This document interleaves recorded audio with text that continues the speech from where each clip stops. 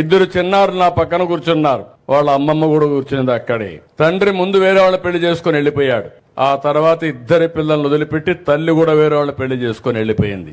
అది చూసినప్పుడు వాళ్ళకు మానవత్వం ఎట్లొచ్చిందో నాకు తెలియదు. బాధ్యత కూడా లేకుండా పోయారు. అలాంటి సమయంలో వాళ్ళ అమ్మమ్మ, నేను ఈ పిల్లల్ని చదివించాలి, నేను లేకపోతే వీళ్ళు అనాథలైపోతారని బాధ్యత తీసుకున్న ఆవిడ్ని గట్టిగా చప్పట్లు కొట్టి మీరు అభినందించాలి.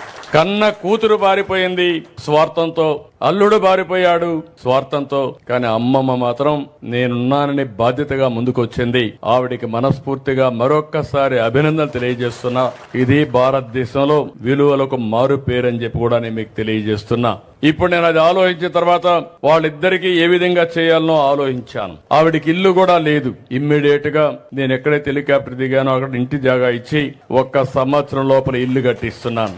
ఒక 2 ఆవులు పట్టించి నెలకొక 15 రూపాయల ఆదాయం వచ్చేట్టుగా ఆవిడికి నేను సహాయం చేస్తున్నాను. ఇంకొక పక్క ఇద్దరి పిల్లలకి ఒక్కొక్కరికి 2 లక్షల రూపాయలు ఫిక్స్డ్ డిపాజిట్ వేసి వాళ్ళని చదివించి ప్రయోజకులు చేయాలని, ఉచితంగా చదివించాలని ఒక కార్యక్రమం పెట్టుకున్నాం. తండ్రి తల్లి బాధ్యత లేకుండా పోయారు. బాధ్యత కలిగిన వాళ్ళ కుటుంబానికి పెద్దగా నేను ఈ బాధ్యత తీసుకుంటున్నానని చెప్పి కూడా నేను మీకు తెలియజేస్తున్నా.